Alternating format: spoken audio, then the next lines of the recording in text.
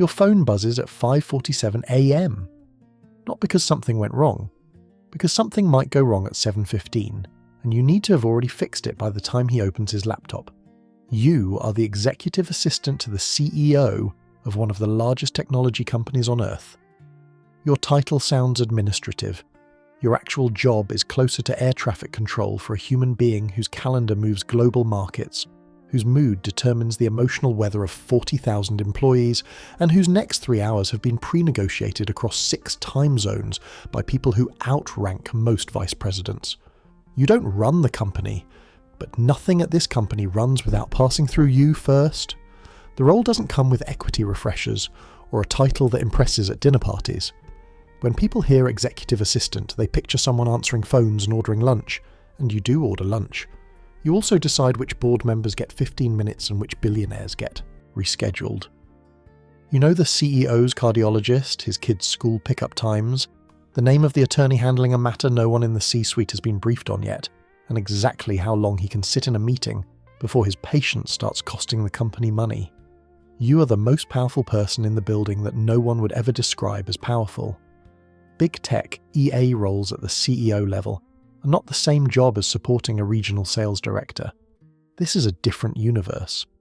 The base compensation ranges from $150,000 to north of $250,000 at companies like Apple, Google, Meta, or Microsoft.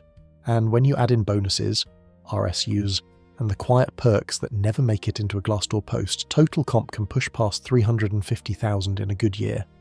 That's more than most mid-level product managers make. It's also less than what some people assume the CEO's driver earns. The money is real. What it buys you is the privilege of never being off. You don't have work hours. You have hours where he's awake and hours where something could wake him up. The distinction between the two is the closest thing you get to a weekend. The people who last in this role are not organizers. They're psychologists who happen to be exceptional at logistics. One, the machine. Your day doesn't start when you arrive at the office. It starts the night before, when you rebuild the next day's schedule for the 3rd time, because the CFO's team just flagged a board prep session that now has to happen before the 9 a.m. analyst briefing, which means the CEO's morning workout either moves to 5:30 or disappears entirely, and you already know which one he'll choose, so you've already texted his trainer. The calendar is the center of everything. Not email, not Slack. The calendar. At this level, time is the only resource that actually matters, and you are the person who allocates it. Every 30-minute block on that grid is a political decision. Giving someone a slot means giving them access. Denying someone a slot means you've made an enemy who will remember your name with surgical precision.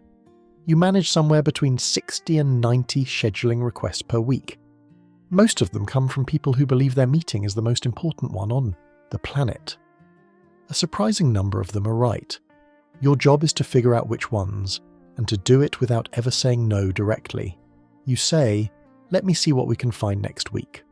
That sentence has ended more careers by delay than any performance review ever written. The tools are deceptively simple.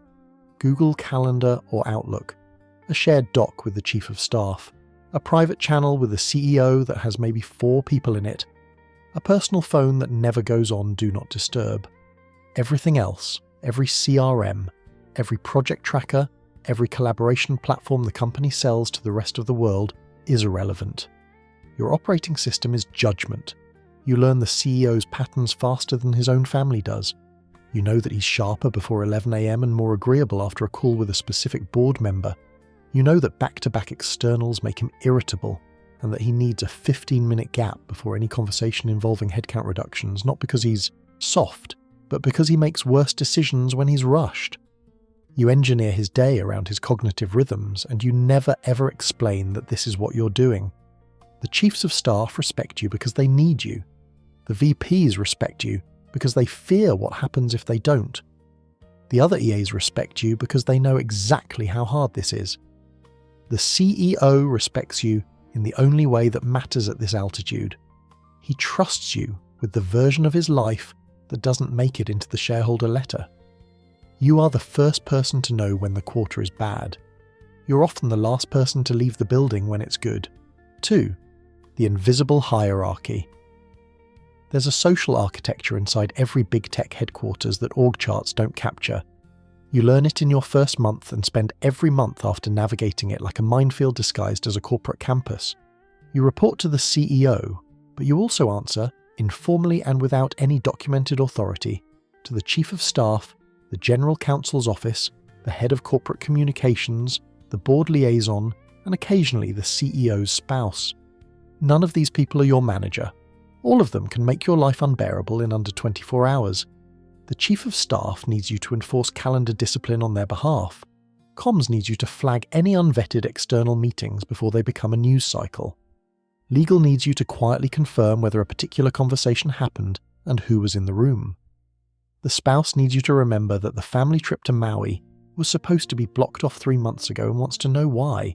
There's now a dinner with a sovereign wealth fund on the second night. You say yes to all of them. You protect the CEO from all of them. You do both at the same time, and the contradiction is the job. The EA community inside a big tech company is its own closed ecosystem. There are roughly 15 to 25 executive assistants supporting the senior leadership team at any major company, and they operate as a quiet intelligence network. You trade information the way traders swap positioning. Who's getting reorged? Which SVP just lost budget authority? Whose EA was told to start booking transition meetings? You never leak. You never gossip in a way that can be traced. But you share just enough to stay ahead, because in this role, being surprised means being replaceable. Your peers supporting SVPs and VPs look at you differently.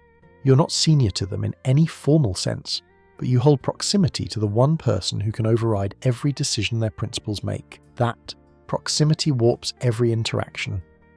When you send a scheduling request, it gets answered in minutes. When you flag a conflict, it gets resolved in your favour. Not because people like you, because people understand what it means when the CEO's EA is the one asking.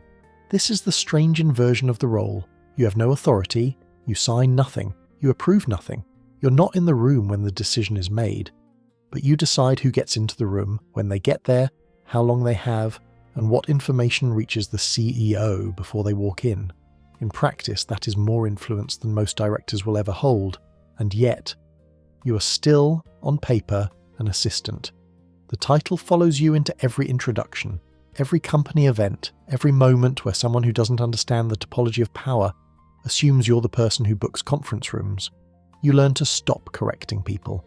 Not because you're humble, because explaining the reality of the role to someone who doesn't already understand it is a waste of the only resource you've been trained to protect: time.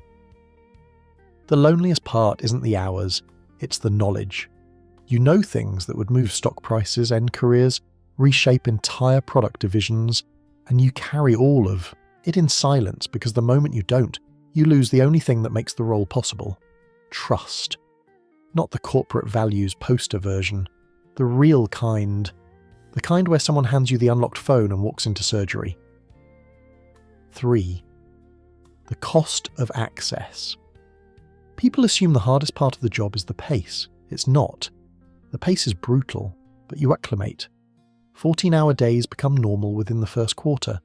Red eyes to New York for a dinner that gets cancelled mid-flight become an inconvenience rather than an outrage. You stop measuring weekends by what you did and start measuring them by what didn't go wrong. The hardest part is the identity erosion. You become an extension of another person. Your schedule is their schedule. Your meals happen when their meetings break. Your vacations are planned around board cycles and earnings windows, and even then, you're reachable. Always reachable. You carry 2 phones, one for the company. One that's technically personal, but has the CEO's iMessage thread pinned to the top, because some things don't go through corporate systems, and both of you know why. Your friends stop inviting you to things, not out of spite, out of pattern recognition. You've cancelled enough dinners, left enough birthday parties early, and responded to enough "Are you free Saturday?" texts with "Depends on what happens Friday" that people quietly adjust their expectations. You still have relationships. They just operate on a delay, like communicating with someone on a different planet. The CEO, if he's good, notices. The best ones acknowledge the sacrifice directly. A handwritten note, a surprise bonus, an extra week off that you'll never actually take but that matters because it was offered. The worst ones treat you the way they treat oxygen. Essential, constant, and utterly invisible. Most fall somewhere in between. They're grateful in December and demanding in March, which coincidentally tracks perfectly with earnings season. You watch the CEO age in a way the public doesn't see. The pre-earnings tension that turns him quiet. The board call that leaves him staring at nothing for 6 minutes before he asks you to push everything back an hour. The flight home from a conference where he sits in 1A and doesn't open his laptop for the first time in 3 years, and you know something has shifted, but you don't ask. Because part of the job is knowing when silence is the most useful thing you can provide. People on the outside see the perks, the access to private events, the first-class flights, the Michelin dinners you attend because someone has to manage the logistics in real time. What they don't see is that you experience all of it in service mode. You're at the restaurant, but you're watching the time. You're on the flight, but you're rebuilding tomorrow's schedule on a tray table. You're at the product launch event, but you're standing near the exit with a car queued on your phone in case he needs to leave early. You live adjacent to extraordinary wealth and power. Adjacent, never inside it. That's the gap no one warns you about. 4. The exit problem. Here's the part no one talks about at the interview stage. The role is almost impossible to leave cleanly, not because of a contract, not because of a non-compete, because of what happens to your professional identity after 3, 5, 8 years of being the person behind the person. You know more about how a Fortune 50 company actually operates than most of its vice presidents. You've sat adjacent to decisions that shaped product strategy, hiring philosophy, M&A targets, and government relations posture. You understand power at a resolution that business school doesn't teach, and none of it fits on a resume in a way that the next recruiter will understand. You apply for a chief of staff role. They ask if you've managed a team. You haven't, not formally, but you've managed the CEO's entire operational life, which is harder. They don't see it that way. You apply for an operations director position. They ask about your P&L experience. You don't have any, but you've watched a CEO make 9-figure allocation decisions in real time and you know exactly why 3 of them were wrong. That doesn't fit in the relevant experience section either. The EAs who exit successfully tend to do one of 3 things.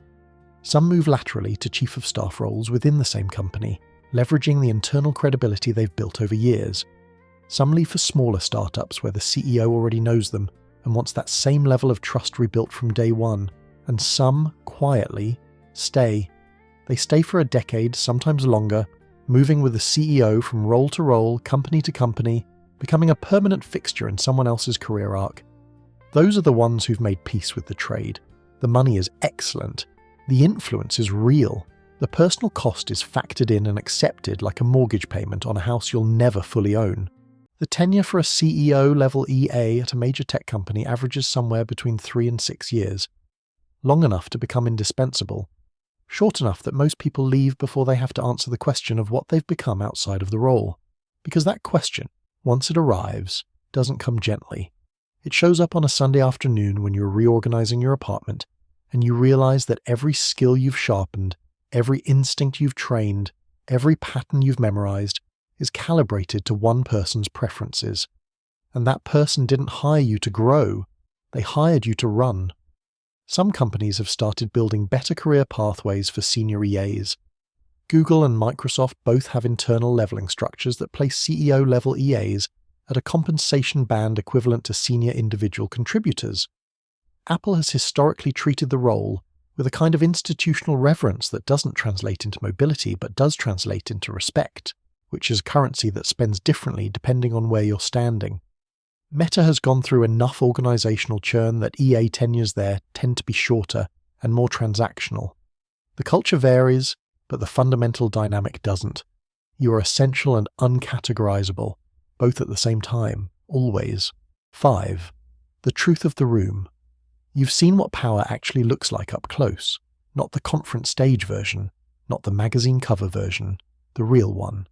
The one where a person who controls the trajectory of a company, worth more than most countries, sits in a beige conference room, eating a lukewarm grain bowl and making a decision that will eliminate 4,000 jobs before the quarter closes.